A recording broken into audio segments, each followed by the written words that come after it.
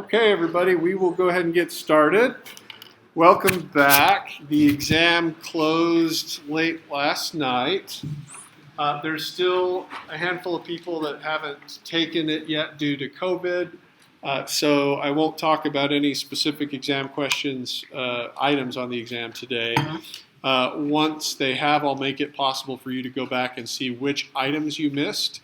And I will also make a video. I sometimes in the past have had a review session where we go through each question on the exam, but some people can't come. And so what I'm going to do is just make a video and post it on Learning Suite that'll go through the exam, each item one by one. And you can get a sense for what you got wrong. A little bit of perspective on the exam. The median score, I can't remember which was mean or median, was about 72.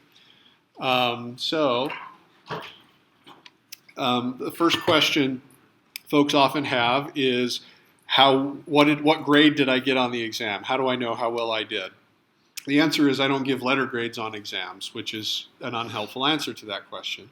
So, how do you put it in context? Well, at the end of the semester, that's the only time I assign letter grades. And I start with the standard cutoffs listed in the syllabus. 93 and above is an A, 90 to 93 is an A minus, 87 to 90 is a B plus, and so on. But I make you the guarantee that it will never be harder to get an A than to get 93% of the points, or it will never be harder to get a B plus than to get 87% of the points.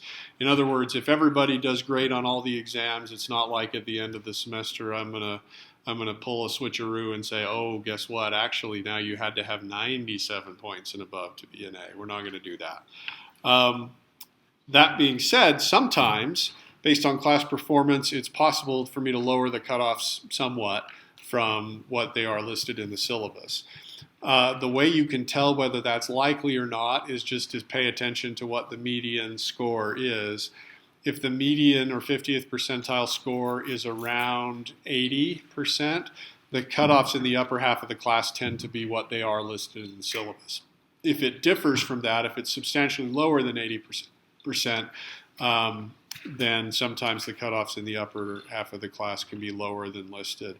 In general, even when the median score is 80%, the cutoff between C minus and D is substantially lower than 70. So in a case like this, where the median score is about a 70, clearly that's not a C minus. In the end, the median score in the class historically tends to be somewhere between a B minus and a B. So that may give you a sense for how well you did. Now, some of you have emailed me already, and some of you will yet email me that you didn't do as well on this as you had hoped you would do. And there's sort of two different situations that you might find yourself in. The first is you knew you weren't going to do well and you didn't. And that's if, for example, you've had some kind of emergency and you haven't been able to study at all for the class. And the second situation is you thought you were well prepared, you're putting in a lot of time, and yet you still didn't do very well. For the first situation, my advice is, okay, well, if you're not studying at all for the class, you need to study, right? But the second situation is a little bit more difficult. Putting in a lot of time but not seeing the results.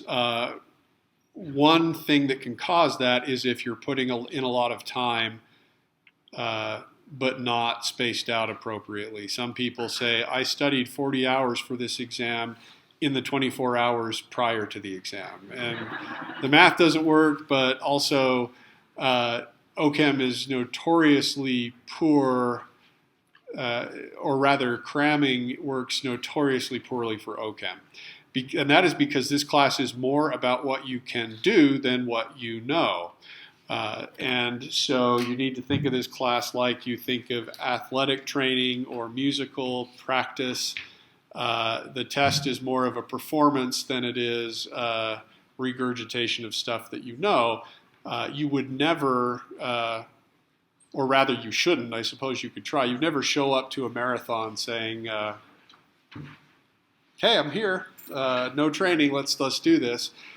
because you wouldn't have given yourself time to build up the skills and the endurance. Same thing with musical performance. So with the exam, or sorry, with this class, you need to make time for it every day, spaced out. An hour or two every single day, practicing, working on problems.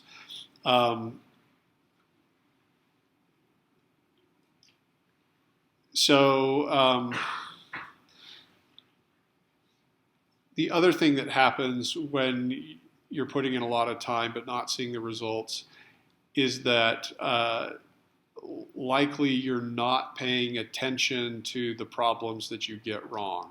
When people are in a hurry, as most of us are, they often look at a practice problem, give it a try, then look at the solutions manual, see the mistakes that you made, see that, okay, I got it wrong, but I basically see why, okay, I get it now, and then move on. And doing that short circuits the learning process. That's basically like going to the doctor, asking for a diagnosis, but then not actually filling the prescription, not actually taking the advice, and then being surprised that you didn't get better.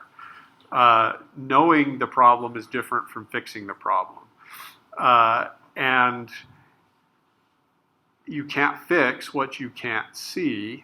And so you need to use the problems in the study guides and on the practice exams as personal little mentors that tell you what you don't understand yet. And what you don't understand yet is what you need to fix before the exam. So what I recommend is if you're already putting in a lot of time, ask yourself, am I doing a whole lot of reading and not a lot of practice problem work? If that's the case, you need to spend less time reading and more time doing practice problems. The study guide tells you to read some portion of the text and then do a problem. Do that. Don't read the text 7 times and then not have any time for a problem. And it took me a while to learn this. If you go upstairs, you want to come see it, I'll show you my OChem text from a gazillion years ago. And everything is underlined because I thought everything was important, which is like saying that nothing is. You need to be focused on the stuff that you need to work on. So use the practice problem to show you what misconceptions and mistakes you have, and then you got to fix them. And often it's fairly straightforward to fix those misconceptions. You can do it yourself, or you can come talk to me or one of the TAs. And usually, even if you send me an email, I'm able to correct the misconception and help you see what it is and help you not make the mistake again. And let's face it, you're going to come talk to me after the exam anyway to see what you got wrong. So let's just do that before the exam, and then you get not only the knowledge, but also the points. Okay? Let's see. I think that's everything that I usually tell folks. Do not study this class in damage control mode. This is not a general ed class where if you show up and do the reading, you're basically doing better than most of your peers. And then if you're familiar with the material, you can usually eliminate the 2 bogus answers on a multiple choice exam, and then you got a better than 50-50 shot, and you can do well. Familiarity often gets you an A in lower division classes.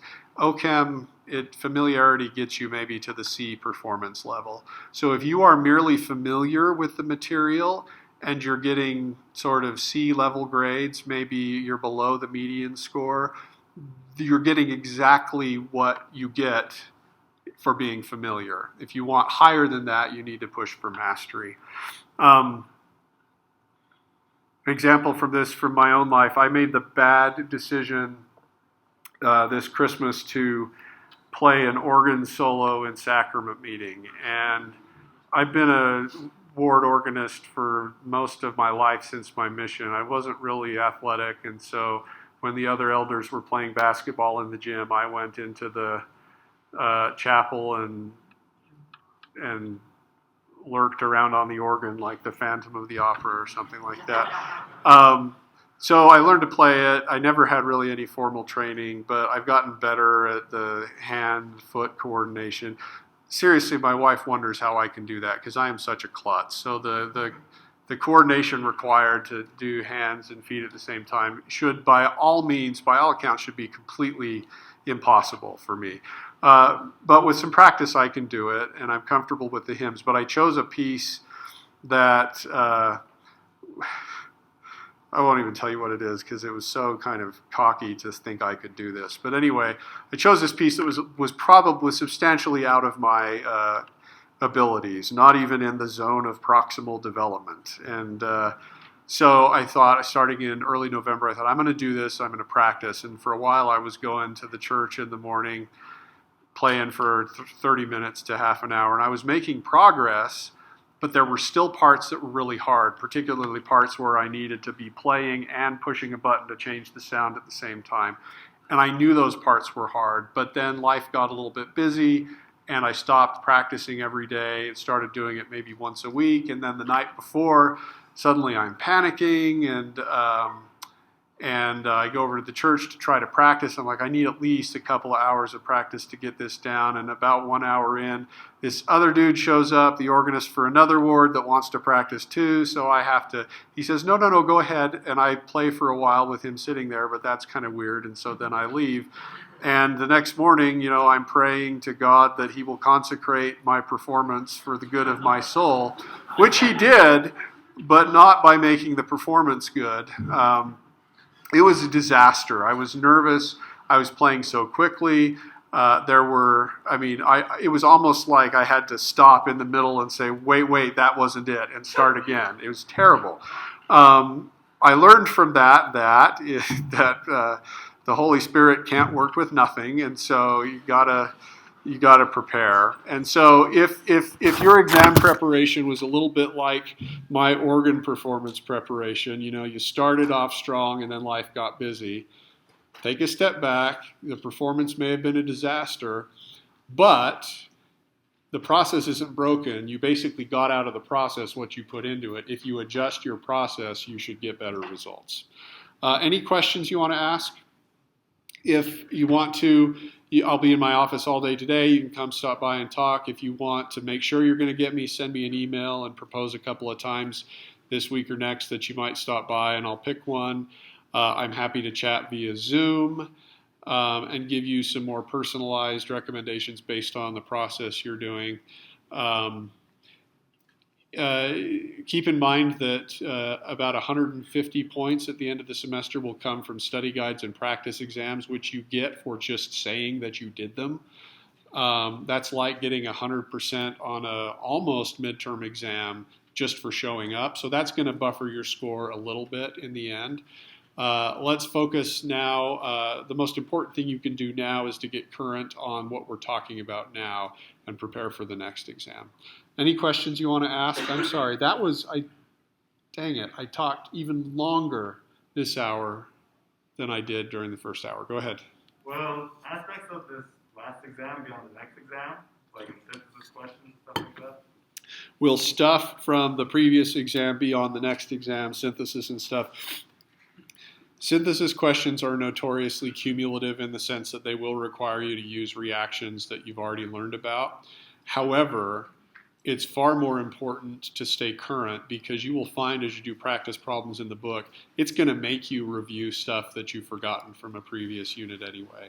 So rather than say, I can't even start on Study Guide 17 until I've gone back and done everything from the exam 1 again, don't do that because you'll never get caught up. Just start on Study Guide 17. And the way you can stay caught up on study guides is you look at on the syllabus about how many days I think we're going to spend on a unit, and then you divide 1 by that number of days, and that tells you what percent study guide you need to do every day. And that can be a helpful way to keep up. Other questions? Okay. Now, back to chemistry instead of life advice. Yes? So I noticed on the study guide and whatnot, there was like a close date and then there was an end date that was later. Yes. So close date and end dates on study guide submissions. So I used to put the end date, which is when you can no longer access the study guide quiz, on the. I mean, it's a long story, but what the heck? I'm, in for a penny. Basically, I used to make study guides due every lecture to keep people on task. But then if I needed to delay or adjust how much time we spent on a topic, it got confusing. So then I made a study guide not for each lecture, but for a chapter. But then, again, I would have to adjust the deadlines, and that got confusing. So I still have study guides per chapter. I just make them due after the exam. But when 75% of you are taking the exam on Thursday night or whatever it was, you're not thinking about submitting your study guide and practice exam quizzes. And so I would get tons of emails the next day. Oh my gosh, I forgot to turn in the study guide and the practice exam. I did it. Can I still get the points? And I'm a pushover, so the answer is always yes. But it's extra work for me to go in and enter the score. So now I just make it so it's due on a certain day, but there's no penalty late submission for a few days after that. Some of you are still going to not turn it in and ask me to give you credit, and I probably will, but I'll be irritated about it. So please don't make me irritated, I guess. All right. What else? All right. Enolate formation. So last time we were talking about two different ways that we can make enolates. And we want to make enolates because they're good nucleophiles that we can use in a lot of different reactions. Ultimately, we're going to be making carbon-carbon bonds with these things, and those are precious and useful reactions in OChem to build up complicated molecules. Moreover, enolates are used as nucleophiles all the time in biology, so it's useful to know about them. So we talked about forming enolates under reversible conditions, reversible enolate formation. What we basically mean by this is we're going to use a base that's not strong enough to totally deprotonate an alpha carbon, such that at equilibrium we have mostly starting material and only a small fraction of enolate. In the case here, I told you that pKa's of protons alpha to ketones were around 20, whereas the pKa of this base, whose conjugate acid is ethanol, the pKa of that ethanol is 16. So that's 4 orders of magnitude, or a ratio of 10,000 to 1 starting material to enolate. Now that sounds. Go ahead. Can you just redefine for my brain what an enolate is? Yes. The enolate is the conjugate base of the ketone. You remove the alpha proton and you get a negative charge there that's delocalized on the alpha carbon and on the carbonyl oxygen. And that's why you can remove the alpha proton, because the conjugate base is resonance stabilized. Yep. Right. So it sounds like a vanishingly small amount of enolate. However, 0.01% of 10 to the 23 molecules is still a whole lot of molecules. And so that's actually enough to do some chemistry. Why should reversible enolate formation matter? Well, it doesn't if you're starting with a carbonyl compound that only has one kind of alpha proton. So if we were using acetone, we wouldn't even care. But for the ketone that we've got here, there's 2 different kinds of alpha protons, and therefore 2 different kinds of enolates. You've got purple alpha carbon, which is a secondary carbon, and you've got orange alpha carbon, which is a primary carbon, and those lead to 2 different enolates. And under reversible conditions, if we only form a very small amount of this and a very small amount of this and most of it's here, what that really means is these 2 enolates are actually in equilibrium with each other. And when 2 different molecules are in equilibrium with each other, the more stable one is the major one. Okay? So we're saying that overall, most of our material here is starting material, but of the small amount of enolate that does form, under reversible conditions, most of it is the purple enolate because it is more stable. And enolate stability tracks with alkene stability, which you learned about in 351. More substituted alkenes are more stable. So just to illustrate this, I thought maybe we draw an energy diagram. We'll draw our starting materials, and because of the base, we're going to put our starting materials fairly low in energy, and we're going to put our enolates higher in energy. So let's just have this one here, the purple enolate, and then the orange enolate. And we said the orange enolate was less stable because it's less substituted. By how much? Who knows? We're sort of just giving the concept here with this energy diagram. Our starting materials are here, low in energy. The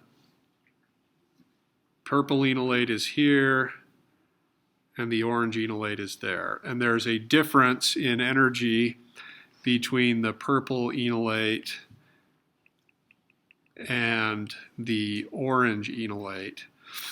And that means there's going to be more of the more stable enolate. And that's because under these conditions, these two enolates are in equilibrium with each other. Most of the time, your starting material stays here. If it goes up over this barrier and populates the more stable enolate, that's fine. It's also going to go backwards, and it's going to go over here.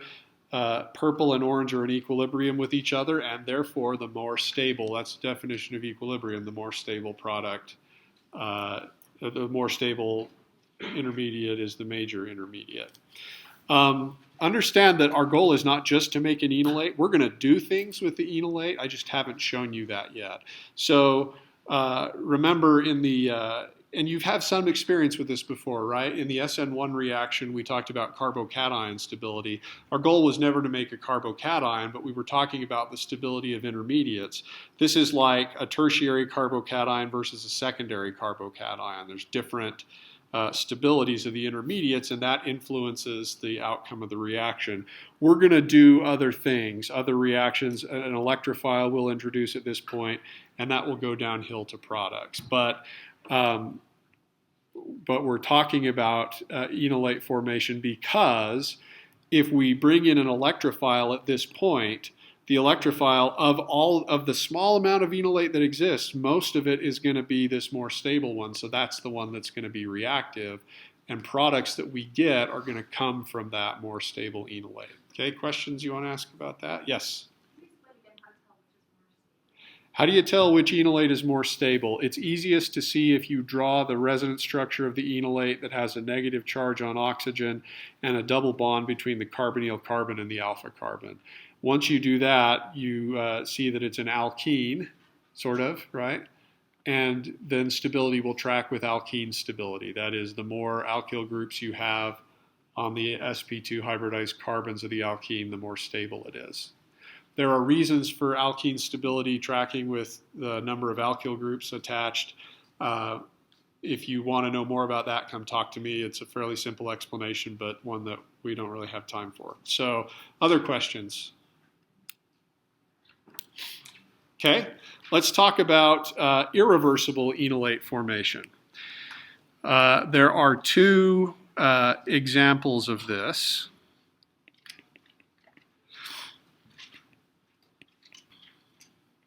The first is not as important as the second. And in the first example is just that there's not really an issue of regioselectivity. So for this beta diketone, we talked about how the proton that's alpha to 2 carbonyls is actually has a very low pKa. For the beta dicarbonyl, I think the pKa is around 9. And this is much lower than the pKa of the conjugate acid of ethoxide, which means that, and it's favored by a factor of 7, which is, by 7 orders of magnitude. So 10 million to 1 products versus starting materials to form this enolate that is resonance stabilized with 2 adjacent carbonyl groups instead of just 1. Once you do that, that's so downhill in energy that is the only enolate that forms. What I'm saying is this enolate is not in equilibrium with this other enolate. If imagine the pKa of the proton that's just alpha to 1 carbonyl should be around 20.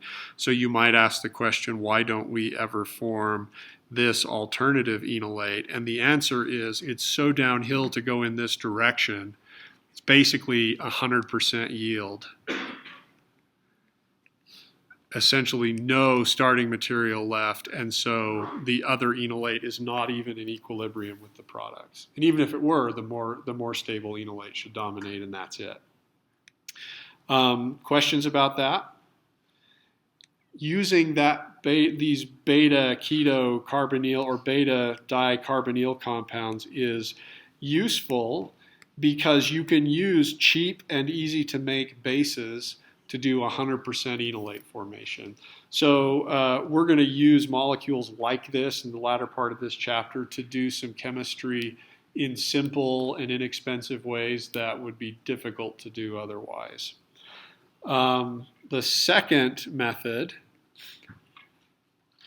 so method A is use a really stable enolate.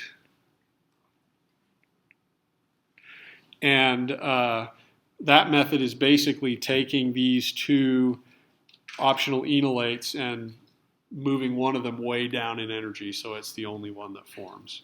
The second strategy to do irreversible enolate formation is to use a really unstable or reactive base. A base that could 100% remove an alpha proton. So what is an example of this kind of base? Well, the following amine is called diisopropyl amine. That name isn't important other than the functional group is an amine. Its conjugate base has a negative charge on a nitrogen.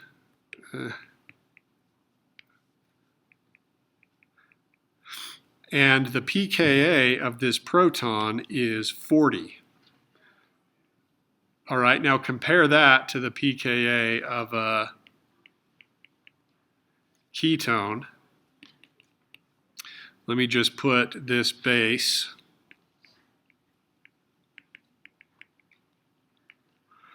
plus this ketone. The pKa of that alpha proton is 20. We could ask where does the equilibrium lie here? The conjugate acid of our base is this amine. The conjugate base of the ketone is the enolate. pKa 40 versus 20. The strongest acid gets to lose its proton by 20 orders of magnitude, which is like we'd have to write 20 different 9s here to just even get there. So we're basically going to say 100%. Quantitative, another way of saying that in organic chemistry is quantitative yield of the enolate. Okay? Essentially what we're saying is that the products of this reaction are so stable relative to the starting materials that they're not in equilibrium with starting materials anymore either. Once you do the reaction, you're done. This base usually has the counter ion lithium, and so it will be called lithium diisopropyl amide or amide. This is not the amide functional group, which looks like this. Instead, it's the same word used to describe a negatively charged nitrogen. Sorry about that, I didn't make the rules. And you don't need to know the name anyway. But this will be abbreviated in your text LDA, and that's how I'll abbreviate it in today's lecture. Often people will include the solvent.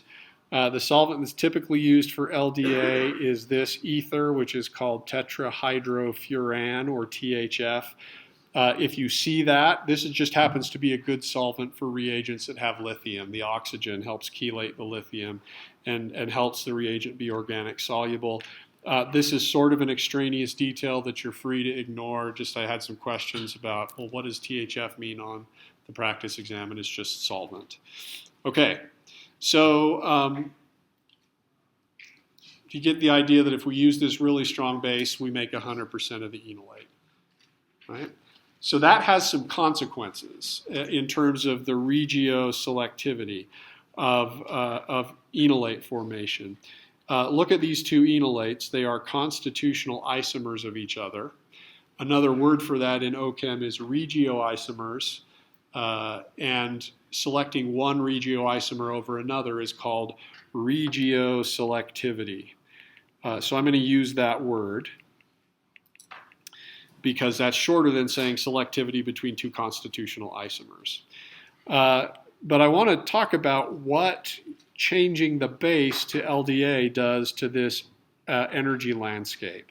So I'm going to copy it and paste it here. Oops. Recall the reason, well, we were using this weak base was just, well, never mind. The effect of changing this base to lithium diisopropyl amide, or LDA, is to bring the starting materials way higher in energy than the enolates. We're taking this energy minimum here and we're actually putting it up here. So how does that change our free energy landscape? Let's continue to keep the energy difference the same between the two enolates. And let's just say for our example, I think I need to move things down so I have room. Let's just say for our example that this is how much less stable the starting material is relative to the enolates. Okay, what that means is that neither of those enolates are now in equilibrium with the starting material because it's too high in energy to go backwards, right? So if you form one versus the other, they're not in equilibrium with each other. And if those two enolates aren't in equilibrium with each other, it doesn't matter which one's more stable. The stability of two different regioisomers or stereoisomers doesn't matter if they're not in equilibrium with each other. And because we've moved the base so high up in energy, going back from enolate to the ketone and your base is impossible. And so stability doesn't matter. Well, then what does matter? And the answer is, under conditions that are irreversible, the fastest product to form is the major one. And that is because as soon as you form it, there's no going back. The situation we have here is, well, now we consider which enolate should be fastest to form. It turns out the less substituted enolate is fastest to form because of sterics. This alpha proton is on a primary carbon versus secondary carbon, and our base is fairly sterically hindered, so it should be faster for the base to remove orange proton than purple proton. So the orange pathway should have a lower energy transition state than the purple pathway. And by how much, who knows, they're just different. Different enough to give you pretty decent selectivity.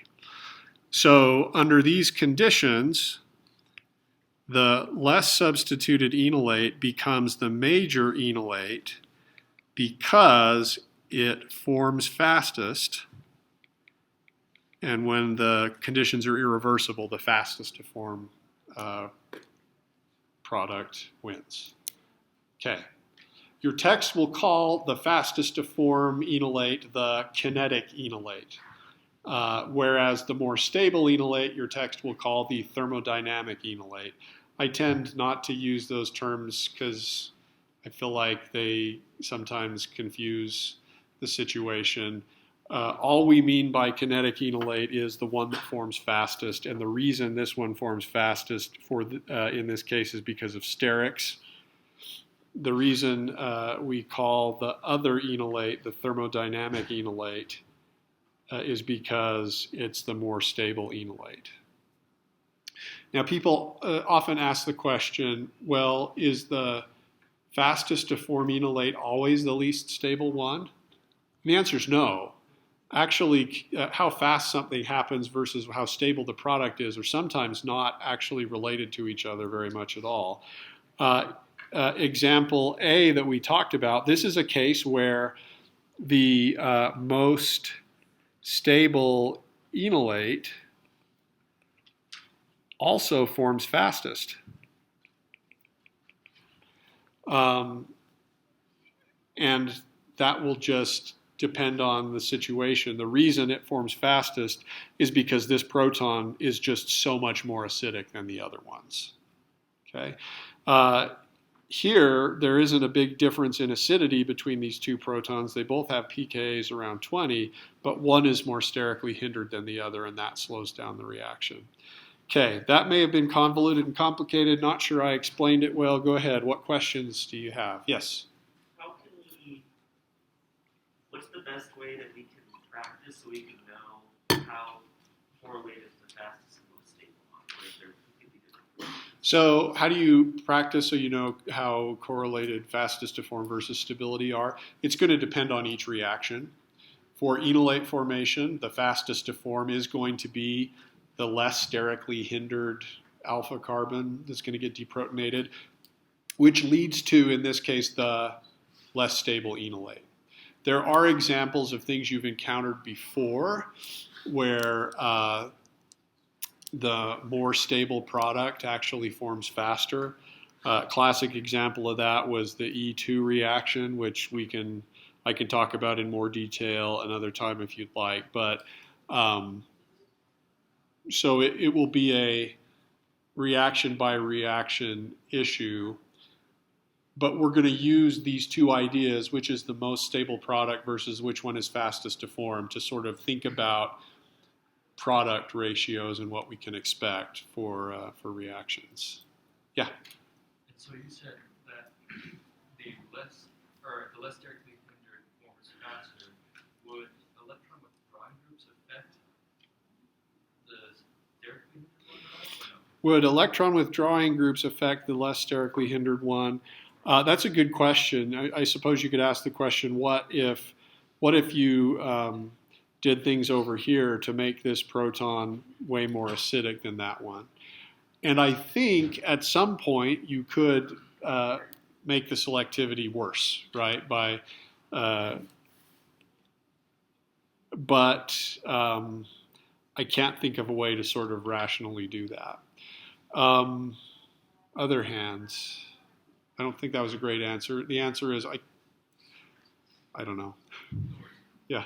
So, like, generally and most realistically, enolate formation, the major product is going to be the one that is least substituted or most sterically unhindered. So when you form enolates irreversibly, yes. When you form them reversibly, no. Because when you form them reversibly, the major one is the most stable one. Yeah. Yes? Is LDA the only base that we'll use for irreversible enolate formation? Is LDA the only base we're going to use for irreversible enolate formation? That's the one your text sticks with. That's the one I know about. There are all kinds of bases that people can use, and case by case, you do a reaction.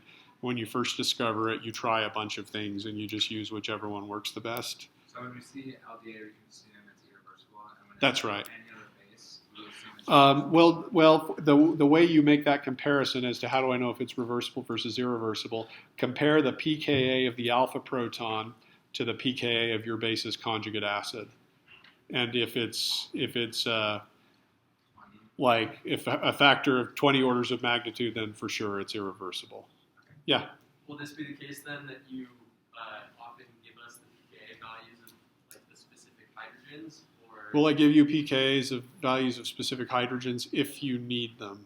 I think by experience, the LDA is more basic than most enolate protons.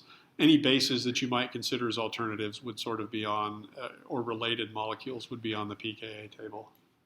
Yeah. Okay, so could you conclude that for reversible enolate reactions and then the irreversible, really stable enolate reactions, that's when most substituted is more stable? When, let's see, could you conclude when you do reversible, the more substituted enolate is always more stable. The question is, does that matter? That reacts faster. Yeah.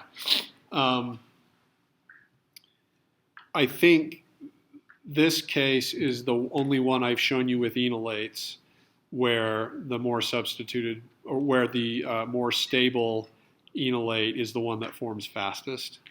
And this is an exception that's easy to recognize because you're an alpha proton to 2 carbonyls. And so even if you forget about the issue of how fast it forms, it's clear that this enolate is the more stable one, and so it's easy to focus on that and just think of that as the possibility. Yeah. Yes? If we're using LDA, and let's say we have like a really good leading group like chlorine, would it want to do a substitution reaction, or because it's so sterically hindered, it's still going to want to? Okay. Yeah, the question is about potential competing reactions. Imagine you want to use LDA on a molecule that maybe has some alkyl halide or some leaving group elsewhere. Would you be worried about a substitution reaction? I don't think so because of steric hindrance. Could you be worried about potential competing elimination reactions? Maybe. And so that's why I don't think that's a thing I'd try to trip you up on, but a chemist would be concerned about that. Yes? Is it possible to select for the thermodynamic product by increasing the heat of the temperature? Yeah, great question. Is it possible to change the selectivity by increasing the temperature? Absolutely. Temperature, I didn't used to know this. People think of temperature as heat. Temperature isn't energy. Temperature is the molecules moving. And the more kinetic energy a molecule has, the more it bumps into other molecules and the higher the temperature gets. If you give molecules more kinetic energy by increasing their temperature, then they will have more energy to traverse the landscape. Temperature in general doesn't change the height of the barriers, but it gives your molecules enough energy to go over them. So yes, if you increase the temperature, you would start to see not as selective ratios between the fastest to form enolate and the more stable enolate. That is why you will see in your text when they show a reaction where you're using LDA, they will often write minus 78C, which seems strangely specific, right? Like what? Why not just round up to minus 80? The reason they do that is minus 78C is code in organic chemistry for a bath of acetone with dry ice in it. And at a certain standard temperature and pressure, whatever, that should be around minus 78C. In practice, it's never exactly minus 78C, but that's what they mean. They just mean run it cold and run it about that cold with dry ice and acetone. I will just assume that you know that if you're like doing a synthesis or provide reagents, we're just going to assume that's implied when you use LDA. If I write it out, don't be distracted by it. It's just OChem tradition. Let's see. Other things you want to ask? All right, so let's show an example of how this regioselectivity between enolates can influence subsequent reactions. Let me give you an example of a carbonyl compound that has 2 different kinds of alpha protons. We have an alpha proton on a tertiary carbon versus an alpha proton on a secondary carbon. If we use reversible conditions, by the way, did I already do this? OET, was that in the other class? NaOET equals sodium as the counter ion and EtO minus, which is the ethoxide anion, which equals this, which equals CH3CH2O minus. But we're going to abbreviate it. This is, of course, a base that does reversible enolate formation because it's not strong enough to completely deprotonate.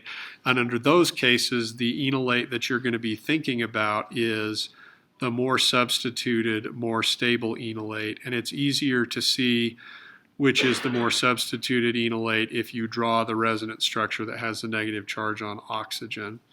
Then, after we've added the base to form a small amount of enolate, we add in some alkyl halide, and let's just let it be this one. The major product that we get is the product where the alkyl group that we've added goes on the purple alpha carbon. This would be like we start with our energy diagram here, and then we go downhill to products. But because these high energy intermediates are in equilibrium with the starting material, the product that we get, the major product that we get, comes from the more stable enolate. Right? In contrast, if we use LDA, and I can't help myself, I'm writing minus 78C and THF, that's just the solvent, don't worry about it. That allows us to make 100% of the less substituted enolate because it forms faster.